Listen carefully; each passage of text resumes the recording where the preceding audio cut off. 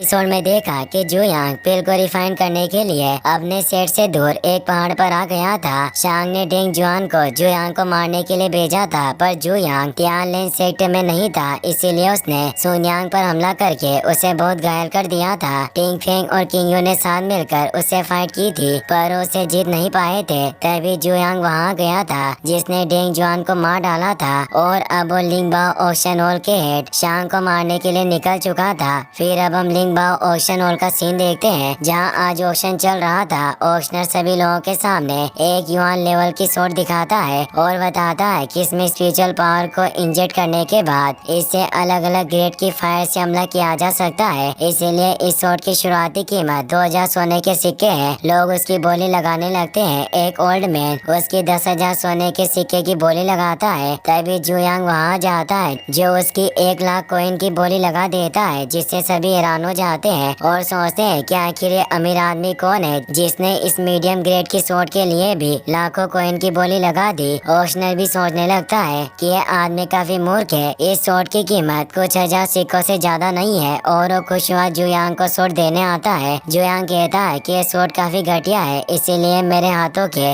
इस स्पर्श के लायक भी नहीं है, और वो अपने ओरा से ही उस शॉट को जलाकर राख कर देता है। ये देखकर ओशनर काफी डर जाता है। वहाँ मौजूद लोग भी बातें करते हैं कि इस आदमी ने एक जुआन लेवल की शॉट को अपने ओरा से ही खत्म कर दिया। ये जरूर यहाँ लिंग बाओ ऑक्शन हाउस में झगड़ा करने आया होगा।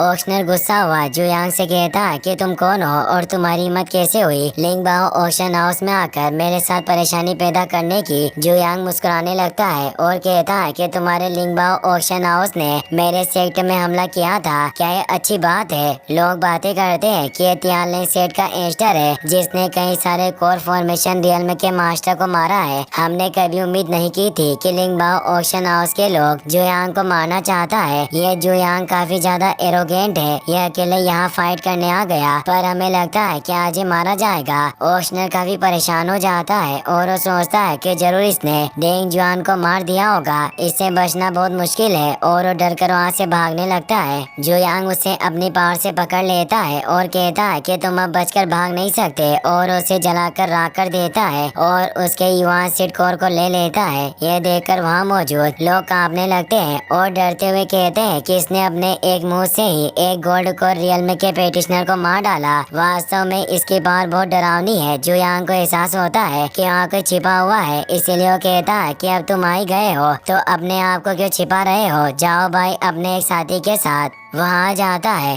जाओ भाई जाओ लोंग का भाई था। वो जू यांग से कहता है कि मैंने सुना कि तुमने मेरे भाई जाओ लोंग को मार दिया, आज तुम मेरे हाथों से नहीं बचोगे। दो लोग बातें करते हैं कि ये जाओ भाई डीमन क्लाउड सेक्टर से है, और ये वहाँ के सेकंड एयर का स्टूडेंट है, और कुछ सालों पहले ही जाओ भाई की कल्टिवेशन लेवल नेसेंट रियल में के पीक पर पहुँच गई थी। ये बहुत ही शक्तिशाली है। लोगों को लगता है कि वो जू यांग को मार डालेगा। जू यांग जाओ भाई से कहता है कि तुम किस जाओ लोंग की बात कर रहे हो? मैंने अभी तक बहुत से लोगों को मारा है, और मैं कभी भी किसी को मारने से पहले उसका नाम नहीं पूछता। जाओ भाई को काफी गुस्सा आता है। वो कहता है कि तुमने मेरे भाई को मार डाला और तुम उसका नाम भी नहीं जानते। तुम काफी एरोगेंट हो, और उस पर अपने फायर बॉल से हमला करने लग जाता है। जाओ भाई का साथी जिसका नाम चुएंग था, वो भी जू यांग पर हमला करने लगता है और जाओ भाई से कहता है कि आज हम इसे खत्म कर देंगे। उनकी फ्लेम की वजह से वहाँ एक तेज आग फैल गई थी, जिससे आसपास मौजूद लोगों के भी कपड़े जलने लग गए थे। चुएंग कहता है कि हमारे इस फायर से आज तक कोई भी जिंदा नहीं बच पाया, और मुझे लगता है कि उस जू यांग की अब राख भी नहीं बची होगी।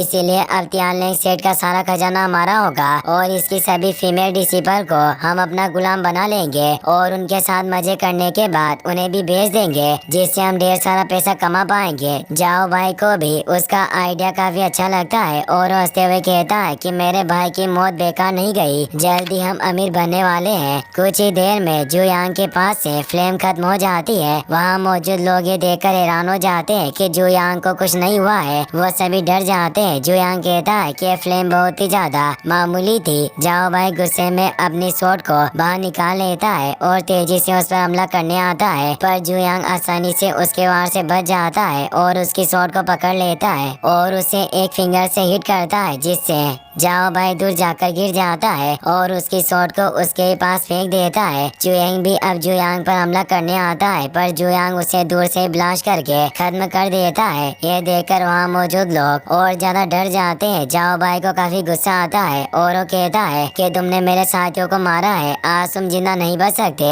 और उस पर हमला करने आता है। पर जुयांग उस पर अपना प्रेशर डालता है, जिससे वो जमीन के अंदर मौजूद एक अंडरग्राउंड जगह में चला जाता है, जहाँ लिंगबाओ फैमिली के सभी ट्रेजर को स्टोर करके रखा हुआ था। जुयांग उस जगह को देखकर कहता है कि मुझे उम्मीद नहीं थी कि लिंगबाओ हाउस के अंदर अनोखी दुनिया छिपी हुई होगी। और अब वो नीचे उस रूम में आ जाता है जहाँ शांग भी मौजूद था, पर वो छिपा हुआ था। जुयांग को ट्रेजर को कलेक्ट करने का काफी शौक था, इसीलिए वहाँ मौजूद सभी चीजों को अपनी स्पेस रिंग में रखने लग जाता है। जाओ भाई खड़ा हो जाता है और कहता है कि तुम इतने ताकतवर कैसे हो सकते हो, तुम्हारी कल्टिवेशन लेवल क्या है? मैं एक नेसेंट सोल रियल्म के पीक लेवल का प्रैक्टिशनर होने के बावजूद भी तुम्हारा कुछ क्यों नहीं बिगाड़ सकता? जुयांग उसे कहता है कि मैं क्यों रिफाइनिंग रियल्म का प्रैक्टिशनर हूँ। जाओ भाई गुस्से में कहता है कि मैं जानता हूँ कि तुम मुझे धोखा दे रहे हो, तुम क्यों रिफाइनिंग स्टेज में नहीं हो सकते। आज मैं तुमसे हार गया, पर जल्द ही मैं तुम्हें खत्म कर दूंगा। जुयांग मुस्कुराते हुए कहता है कि तुमने कैसे सोच लिया कि आज मैं तुम्हें यहाँ से जिंदा जाने दूंगा? जाओ भाई कहता है कि तुम मुझे मार नहीं सकते, मैं डीमन क्लाउड सेक्ट के दूसरे एल्डर का इकलौता स्टूडेंट हूँ, साथ ही मैं डीमन क्लाउड सेक्ट का इकलौता जीनियस हूँ। मेरा डीमन क्लाउड सेक्ट एक एशियन सेक्ट है जिसकी ब्रांच